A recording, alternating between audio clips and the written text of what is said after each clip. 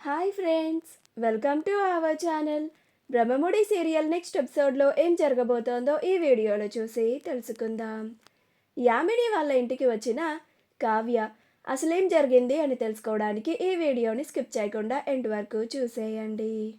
యామిని దుగ్గిరాల నిలయంకి వచ్చి మరి కావ్యని ఇంటి కుటుంబ సభ్యులందరినీ పిలిచి అలా తిరిగి కారులో వెళ్తూ ఉంటే వైదేహి యామినిని చాలా కోపంగా చూస్తూ ఉంటుంది. కానీ యామిని మాత్రం తనకిష్టమైన పాటలు పెట్టుకొని ఎంజాయ్ చేస్తూ ఉంటుంది. అప్పుడు వైదేహి సీరియస్గా చూస్తూ ఉంటే యామిని, ఏంటి మామ్ అలా చూస్తున్నావేంటి అని అంటుంది. అప్పుడు వైదేహి, నిన్ను చూస్తూ ఉంటే నువ్వు చేస్తున్న పనులకి ఇప్పుడే నీ పీక పిసికి చంపేయాలన్నంత కోపం వస్తుంది బేబీ. నాకు ఏం చేస్తాను, నా కూతురువే అయిపోయావు, ఏమీ చేయలేకపోతున్నాను అని అంటుంది. అప్పుడు యామిని, ఇప్పుడు నీకు నా మీద అంత కోపం వచ్చేంత పని నేనేం చేశాను మామ్ అని అంటుంది. అప్పుడు వైదేహి, నిన్న ఏమో ఆ కావ్యకి కాల్ చేయొద్దు అని ఎంత బ్రతిమిలాడినా కానీ ఆ కావ్యకి కాల్ చేసి మరి నువ్వు రామ్ని పెళ్లి చేసుకోబోతున్నావని చెప్పావు. ఈరోజు ఎంత వద్దు అన్నా కానీ నన్ను కూడా నీతో పాటు తీసుకెళ్ళి ఆ ఇంట్లో వాళ్ళందరినీ పెళ్ళికి ఆహ్వానించావు. ఏంటి బేబీ ఇది, అసలు నువ్వెందుకు చేస్తున్నావు? నువ్వు రామ్ని పెళ్లి చేసుకుంటూ ఉంటే ఆ కళావతిని ఎందుకు ఇన్వైట్ చేశావు? ఆ కావ్య రాజ్ మాజీ భార్య అని నీకు ముందే తెలుసు కదా, వాళ్ళని ఎందుకు ఇన్వైట్ చేశావు? ఆ కావ్య ఎలా అయినా మీ పెళ్ళిని ఆపాలని ప్రయత్నిస్తూ ఉంటుంది కదా అని అంటుంది. అప్పుడు యామిని, ఆ కావ్య ఎన్ని ప్రయత్నాలు చేసినా కానీ మా పెళ్ళిని అస్సలు ఆపలేదు మామ్. పైగా ఆ కావ్య కళ్ళ ఎదురుగా బావ నా మెల్లో తాళి కడితే ఆ కిక్కే వేరు మామ్, నువ్వే చేస్తావు కదా అని అంటుంది. అప్పుడు వైదేహి, నువ్వు ఆ కావ్యని చాలా తక్కువ అంచనా వేస్తున్నావు యామిని అని అంటుంది. అప్పుడు యామిని, నేను ఆ కావ్యని తక్కువ అంచనా వేయడం కాదు మామ్, నువ్వు నన్ను చాలా తక్కువ అంచనా వేస్తున్నావు. నీకు నీ కూతురేంటో తెలియడం లేదు, అర్థం కావడం లేదు అని అంటుంది. అప్పుడు వైదేహి, నేను నీ గురించి ఇంకేం తెలుసుకోవాలి బేబీ అని అంటుంది. అప్పుడు యామిని, నువ్వు చెప్పినట్టుగానే ఆ కావ్య నిజంగానే మా పెళ్ళిని ఆపడానికి ప్రయత్నాలు చేస్తూ ఉంటుంది. కానీ ఆ కావ్య ఎన్ని ప్రయత్నాలు చేసినా కానీ నేను బావ నా మెల్లోనే తాళి కట్టే విధంగా నేను చేస్తాను. అంత సత్తా ఉంది నాకు. నువ్వే చూసావు కదా బావని ఎలా పెళ్ళికి ఒప్పించానో. ఇక బావ నా మెల్లో చచ్చినట్టు తాళి కట్టి తీరుతాడు. ఎందుకంటే బావ నా మెల్లో తాళి కట్టకపోతే నేను చనిపోతాను అని బావకి తెలుసు కాబట్టి. తన వల్ల ఒక ప్రాణం పోవడం బావకి ఇష్టం లేదు. నాకు తెలుసు మామ్, బావని ఎలా ఈ పెళ్ళికి ఒప్పించాలో, ఎలా నా మెల్లో తాళి కట్టేలాగా చేసుకోవాలో అని అంటుంది. అప్పుడు వైదేహి, ఏంటో బేబీ నువ్వు, నాకు అసలు అర్థం కావడం లేదు, ఎందుకని నువ్వు ఇలా చేస్తున్నావు అని అంటుంది.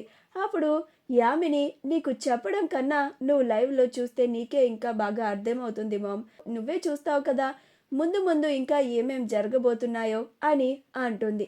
యామిని వాళ్ళు వెళ్ళిపోయిన తరువాత సుభాష్, అదేంటమ్మా కావ్య, నువ్వు అలాగే మన కుటుంబ సభ్యులందరినీ ఆ పెళ్ళికి తీసుకొస్తామని అంత ఖచ్చితంగా ఆ యామినికి ఎందుకు చెప్పావమ్మా అని అంటాడు. అప్పుడు ఇందిరాదేవి, కావ్య అంత గట్టిగా చెప్పింది అంటే కావ్య ఏదో మంచి ప్లానే వేసి ఉండి ఉంటుంది, లేకపోతే అంత ధైర్యంగా ఉండదు అని అంటుంది. అప్పుడు అపర్ణ, అవునా అమ్మ కావ్య, ఏం ప్లాన్ వేశావు అని అంటుంది. అప్పుడు ఇందిరాదేవి, ఒసే ఆగవే, రుద్రాణి ఉంది అని అంటుంది. ఇంకా రుద్రాణి ఉండబట్టలేక, ఏం కావ్య, మా అమ్మ అంటున్నట్టుగా నువ్వు నిజంగానే రాజ్ యామినీల పెళ్ళిని ఆపడానికి ఏదన్నా ప్లాన్ వేశావా అని అంటుంది. అప్పుడు కావ్య, నేను ఇంకా ఏమీ ప్లాన్ వేయలేదు రుద్రాణి గారు అని అంటుంది. అప్పుడు రుద్రాణి, మరి ఏమీ ప్లాన్ వేయకుండా ఇలా పెళ్ళికి వస్తాను అని ఎలా చెప్పావు? నీ భర్త రాజ్ని ఆ యామిని పెళ్లి చేసుకోబోతోంది కదా, నీలో ఏ కోసాను కూడా భయం బాధ ఏమీ లేవేంటి కావ్య అని అంటుంది. అప్పుడు కావ్య, నేనెందుకు బాధపడాలి రుద్రాణి గారు అని అంటుంది. అప్పుడు రుద్రాణి ఆ మాట వినగానే ఆశ్చర్యపోతుంది. ఇది ఇలా మాట్లాడుతుంది అంటే ఖచ్చితంగా ఏదో ప్లాన్ చేసే ఉండి ఉంటుంది. ఆ యామినిని జాగ్రత్తగా ఉండమని హెచ్చరించాలి. ఈ కావ్య కొంచెం కూడా అస్సలు బయటపడడం లేదు, అంటే ఏదో పెద్ద మొత్తాన్ని ప్లాన్ చేసింది అని అనుకుంటూ ఉంటుంది. అలా రుద్రాని, అదేంటి కావ్య, నువ్వు నీ భర్తని వేరే ఒక అమ్మాయి పెళ్లి చేసుకోబోతూ ఉంటే ఇంత సైలెంట్గా ఉంటున్నావా?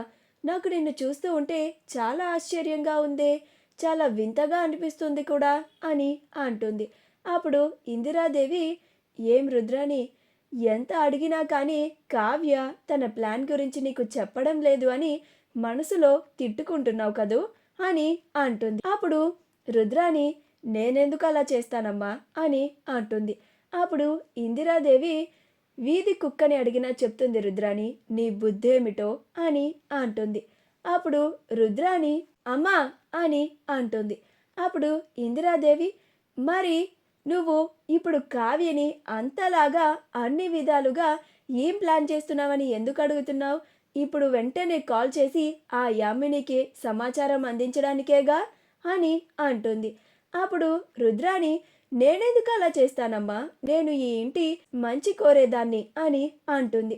అప్పుడు స్వప్న, అవునా అత్త, ఇదెప్పటి నుంచి అని అంటుంది. అప్పుడు రుద్రాని, ఏంటి స్వప్న నువ్వు కూడా అని అంటుంది. అప్పుడు ధాన్యలక్ష్మి, స్వప్నే కాదు నేను కూడా అడుగుతున్నాను, నువ్వు ఈ ఇంటి మంచి కోరుకోవడం ఎప్పటి నుంచి మొదలు పెట్టావు రుద్రాని అని అంటుంది. అప్పుడు అపర్ణ, చూసావా రుద్రాని, నువ్వు ఈ ఇంటి మంచి గురించి ఆలోచిస్తున్నావు అంటే మాకే నమ్మశక్యంగా లేదు అని అంటుంది. అప్పుడు రుద్రాని అక్కడి నుంచి వెళ్ళిపోతుంది. వెంటనే యామినికి కాల్ చేసి, ఏంటి యామిని నువ్వు చేసిన పని, నువ్వు మా రాజుని పెళ్లి చేసుకుంటూ ఉంటే సైలెంట్గా వాడితో నీ మెళ్ళో తాళి కట్టించుకోకుండా ఇంటికి వచ్చి ఆ కావ్యని, కుటుంబం మొత్తాన్ని ఎందుకు పిలిచావు? ఆ కావ్య గురించి నీకు తెలీదు యామిని, ఆ కావ్య మనకి తెలియకుండా ఏదో గట్టిగానే ప్లాన్ చేస్తోంది అని అంటుంది. అప్పుడు యామిని, ప్లాన్ చెయ్యనివ్వండి ఆంటీ అని అంటుంది. అప్పుడు రుద్రాని, నువ్వు ఆ కావ్యని చాలా లైట్ తీసుకుంటున్నట్టుగా ఉన్నావు యామిని, ఆ కావ్య గురించి నీకు అస్సలు తెలియదు, జాగ్రత్తగా ఉండు అని అంటుంది. అప్పుడు యామిని, అలాగే ఆంటీ అని కాల్ని కట్ చేస్తుంది. అప్పుడు రుద్రాని, ఇదేంటి ఈ యామిని ఇంత లైట్ తీసుకుంటుంది అని అంటుంది. మరుసటి రోజు రాజ్ తన పెళ్లి విషయాన్ని కావ్యతో చెప్పడానికి కావ్యకి కాల్స్ చేస్తూ ఉంటాడు. ఎన్నిసార్లు కాల్స్ చేసినా కానీ కావ్య అస్సలు కాల్ని లిఫ్ట్ చేయదు. తీరా రాజ్ ఇంక కావ్యని కలవడానికి దుగ్గిరాల నిలయంకి రావడానికి బయలుదేరుతూ ఉంటే యామిని, ఇప్పుడెక్కడికి బావా అని అంటుంది.